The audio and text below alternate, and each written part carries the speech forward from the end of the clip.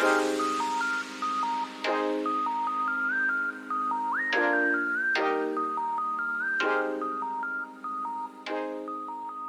journey of life is such a beautiful one. However, along this path, we also experience some darkness. We experience storms, disappointments, heartaches, and lots of pains. Welcome, guys, back to Motivations and Memoirs. If this is your first time, a special welcome to you.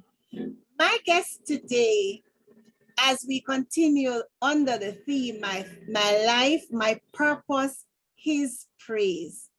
And what an awesome journey it has been so far. I give God thanks for you wonderful people and for all the persons coming in.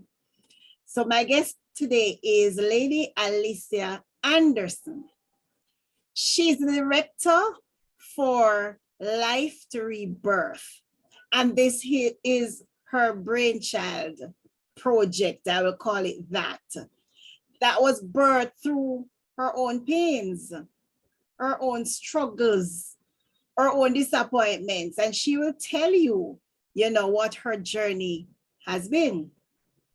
Of course, this project of hers is geared towards restoring the faith and love of persons who have experienced some dark corners and some dark areas of their lives where, they have probably become tainted based on this. Alicia is a victim of circumstances, which she'll tell you, and that she's going to tell you with, no reservations. She uses her circumstance, however, to share her testimony with others. She shares at school, she testifies at church and even in workplaces. She has also done several interviews with persons, right? And also on Facebook, she shares her story. She shares it on TikTok. She has also shared it on YouTube. She's an upcoming author as well. And stay tuned with us, you will hear more about that. So rather than plunging herself in despair because of her circumstance, she testifies about the goodness of God. Welcome, Lady Alicia, to Motivations and Memoirs. It is such a pleasure to have you sharing with us. Thank you so much. You're most welcome. So I see you out there, and as I said, no reservations in sharing your story. Amen. Because you believe that even though you were hurt, along life's journey, you also have a responsibility to tell others that yes, you may have been damaged by someone, whether it was intentionally or not, but there is life after rebirth. Go ahead, Lady Anderson, and share your story with us. Thank you. Thank you so much. Good evening, world. Good morning and good day, wherever you are in the world. Thank you so much for tuning in. Like, I'm always asked this question, and I'm like, okay, where do I start? But in 2004, I found out that I was infected with HIV. Now, did it start in 2007? Sorry. I don't know why I keep on using 2004. I think it's because I found out at age 24.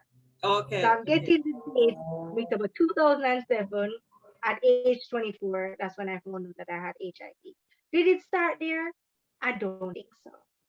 I think looking back, it started at a very young age, where I was just looking for love. I was brought up in church, but the church I grew up in was you could go there, live in sin, and could still come church and worship God. And I just always thought that something was wrong with that.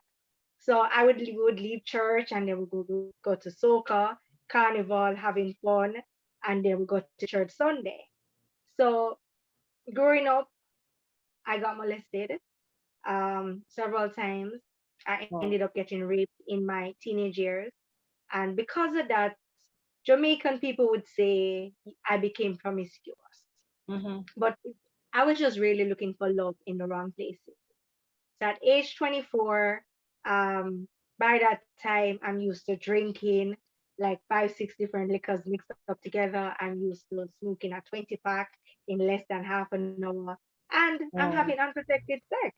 Mm-hmm. At age 19, my start broke out, meaning that's the first time I went to clubs and stuff. And I enjoyed doing that. So 19, 20, 21, 22, 23, 24, I'm doing that, but I'm still going to church. But the thing is that even though I was going to church 19, 20, 21, 22, 23, I never felt comfortable. I just thought that it was wrong to party and then we go into church. So I'd feel uncomfortable, but I believe the Lord was pulling me to still come. Mm-hmm. So in 2006, I met, no, 2005, I met this guy. We exchanged numbers. Now, let me just say this. All the guys that I'm going to talk about, I met them at my work. So in 2005, I met this guy. He told me he had a baby mother, and I'm like, we can't be friends. And he was like, why we can't be friends? I said, because y'all men don't know what friendship means. You say one thing, but you want something else. So I had cut him off. So in 2006, he came back to my workplace. We exchanged numbers. He took me out, and something I'm not proud of, but we slept on the first night, and it was Mm-hmm. unprotected. And I felt so guilty because I'm like, Alisa, what are you doing? What if you get pregnant? Mm-hmm. And I'm not thinking about the STD, STI, because STI, STD and STI back then wasn't really that prevalent. It wasn't in Right. our faces like how it is now. So I'm just thinking, I hope I don't get pregnant because I don't want to get pregnant in my parents' house. So I was talking with him in 2016, this is September 2016. Sorry, 2006. I, I'm not sure what's going on with the days, but in 2006, September, we started talking, but I realized that this guy just didn't mean me any good. The only time he saw me or wanted to see me was when he wanted to sleep with me. And Oh. that had to be done out of town, not in Kingston. And I said, you know what, Alistair, you don't deserve this. This man is not taking me out for dinner, to the movies, even clubbing. He's not doing anything. It's just to sleep with you. So I ended the relationship with him in 2000, October 2006. There was this other guy that I knew from work. He liked me from a long time, but I was always in a relationship and I never really looked on him like that. When we exchanged numbers, he said to me, you know, no, I think one night I was out and he asked me where I was and I told him and he said to me he's gonna come by. He came by where I was, we're hanging out, having fun, drinking, dancing, and then he dropped me home.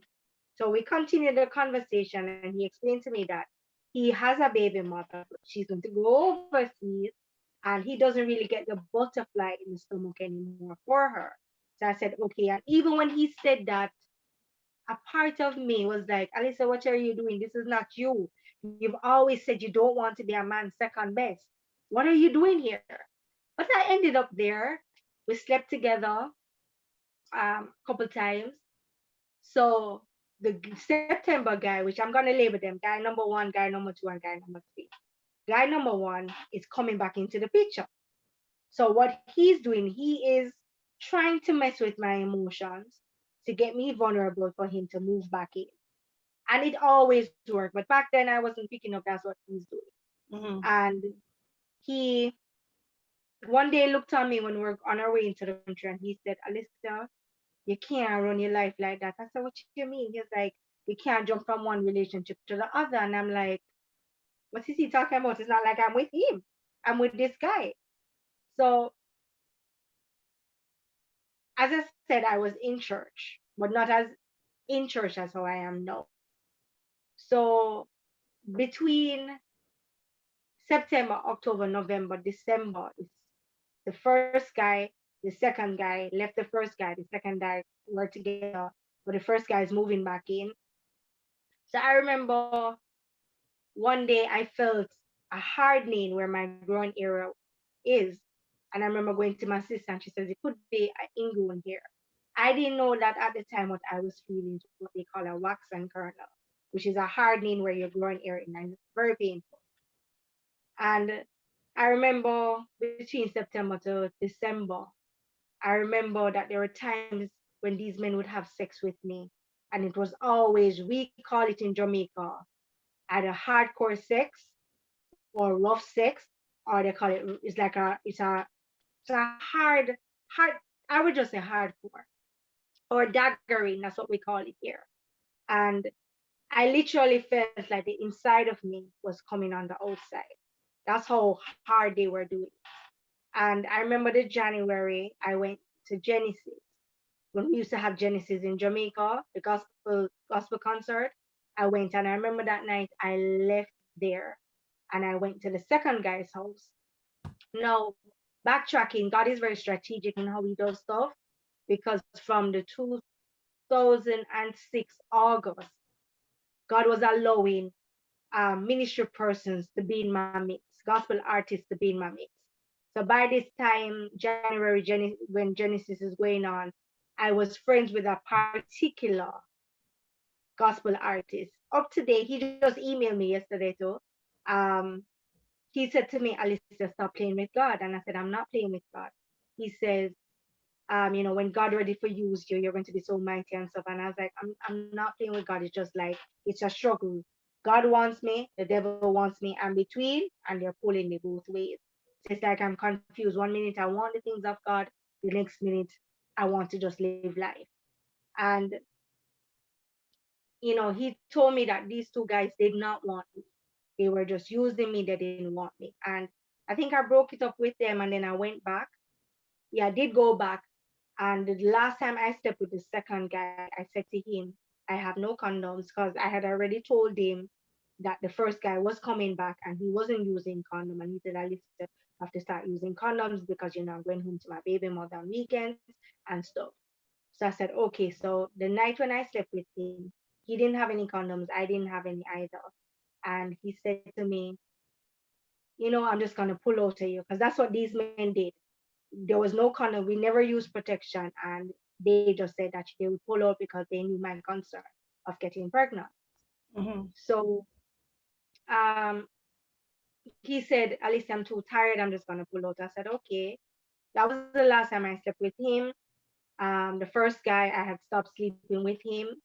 And, I decided that, what, let's forget about this. So there was the third guy now. He used to always come to my workplace and he was like bothering me. And I said, you know what? Just give him a try to get him off my back. And I only slept with him once. And when I slept with him, likewise the other guys, because of the rough sex, I would always get a tear down there. But with the last guy, this tear would not go away. I ended up having to go to the gynecologist and she gave me something for it.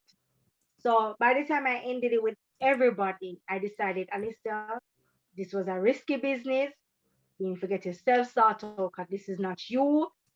Go get yourself sorted out. And I went to the medical place right across from my workplace and I said, do you have anything for STDs, STIs? I want to run a test. So she said, there's a panel of tests, ran the test, and everything came back negative. And I'm like, Came okay, back negative. Everything was negative. negative. Okay. Right. So everything is negative. Mm-hmm.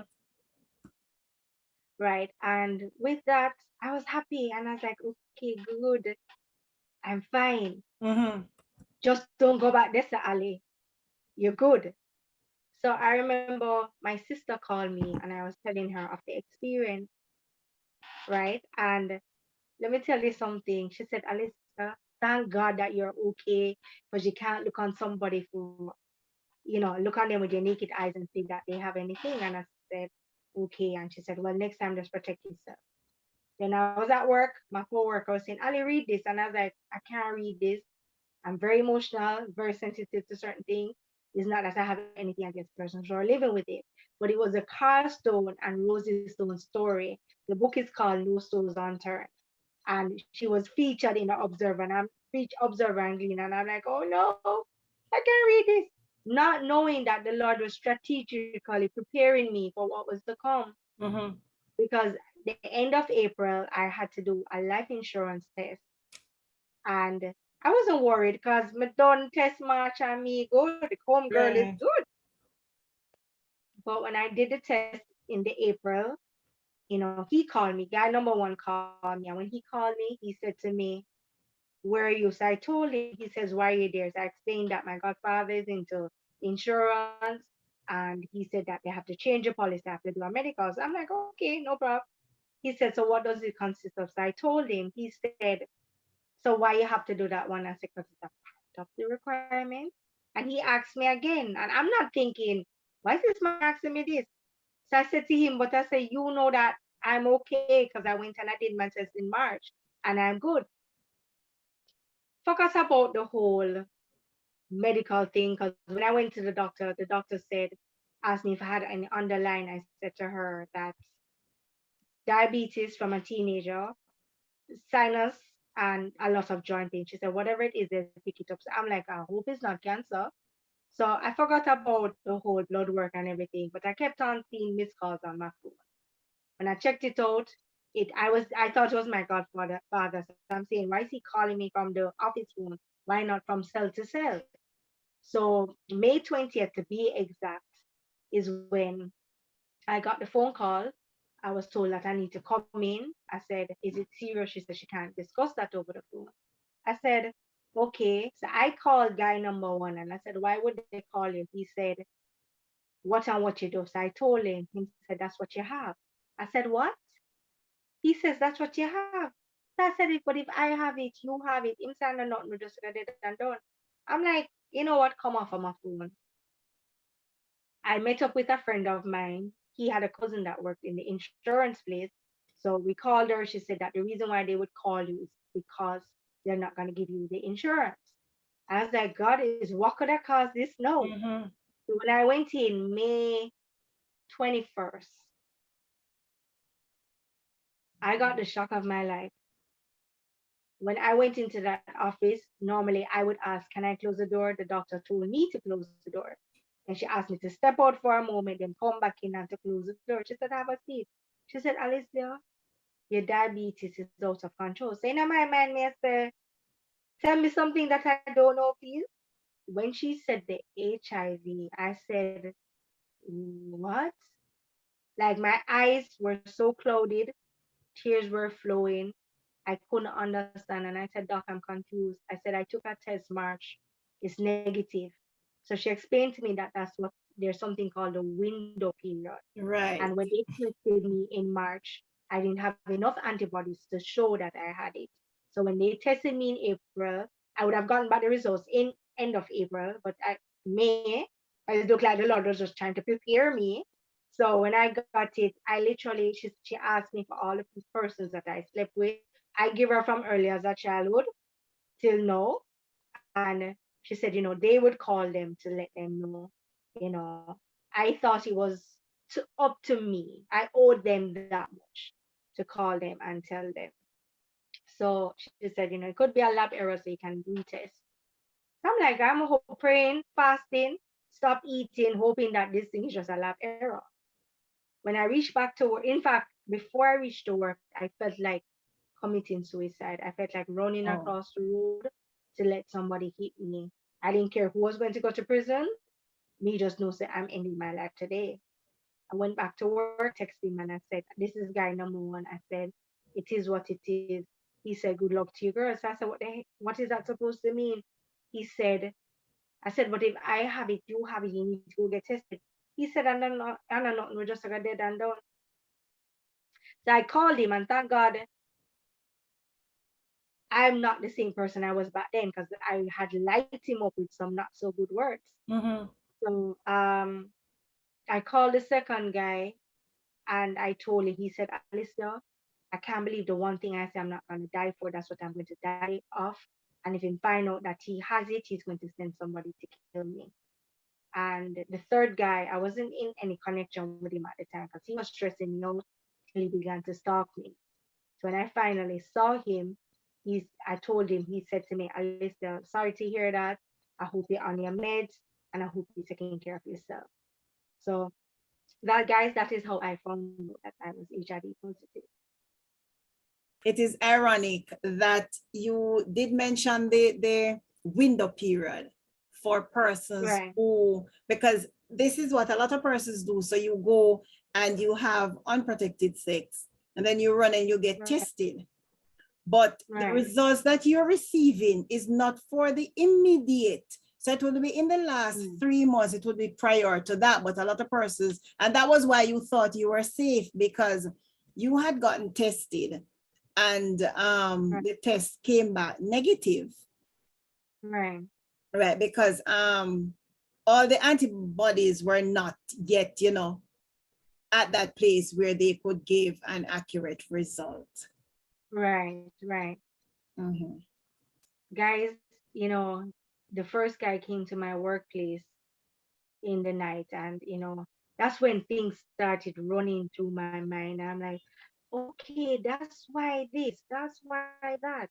And I remember he's the first guy that I ever met who was sickly like me, meaning like every week I'm getting sick because of my immune system. He Mhm. always had like symptoms. And I'm like, wow. And when you looked at his forehead, you could see that it looked like eczema he had. And Whoa. he had a son. He had a son that was very young, but he always had this racking cough. And I know it because I used to always have it. And I said, either this child is asthmatic or something is wrong with this child. So everything started just replaying in my mind. He eventually almost hit me down with his car that night. And, I called one of my exes. This is a guy that I loved. And I said to him, guy number one, no, I said, I called to tell you that, today I went into the life insurance place and I found out I have HIV. I said, you need to get tested because you and I slept together. I think it was before I did the second test or after. So I said, go get tested. He's like, oh, that's why guy number one called me. I said, what? He said, yeah, guy number one just coming. He was talking a lot of gibberish. I was like, okay, then. I said, but I already told you about him that he's laughing at you. He's laughing at you saying, I don't get your ex already. And what I do with your ex and whatever. So he's there drinking with him, thing there. And I'm warning him and say, be careful of this guy because he knows that I used to talk to him. Um, guys, it was a roller coaster. I So waited. hold on, Alicia. So he called guy number two to say what to him now? That you, No, guy number one called my ex, one of my exes that I heads over heels love this oh, guy okay, to the okay. moon and back. Mm-hmm. But he knew him and he knew that I was with him. So when he found out, he told that guy. But my ex said to me, "Oh, that's why I'm coming and I talk about your foolishness." Mm-hmm. But he wasn't really understanding what was happening. So when I called him, it's like something said, "Call him." So when I called him was just to nick that in the bud to let him know that I just found out because I don't know what the first guy said to him, Right. right? And when he was leaving, he almost hit me down in his car, and I'm like, okay. As I said, I spoke to guy number two. He said him find out him. They said, man, kill me. And the third guy said, oh, I'm sorry to hear that, and I hope you're taking your medication and you're taking care of yourself. But as I said, it was a roller coaster for an entire week because I had to retest just to make sure. I prayed, I fasted, I could not eat, I couldn't sleep because nobody wants to hear this. Mm-hmm. Mm-hmm. And even after I slept with the first guy, he still wanted to sleep with me in regardless him knowing my status. And he always wanted that he always wanted to have unprotected sex.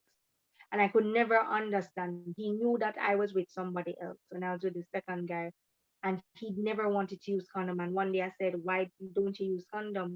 I'm with somebody else, and we don't use condom." He said, "Because he doesn't like it."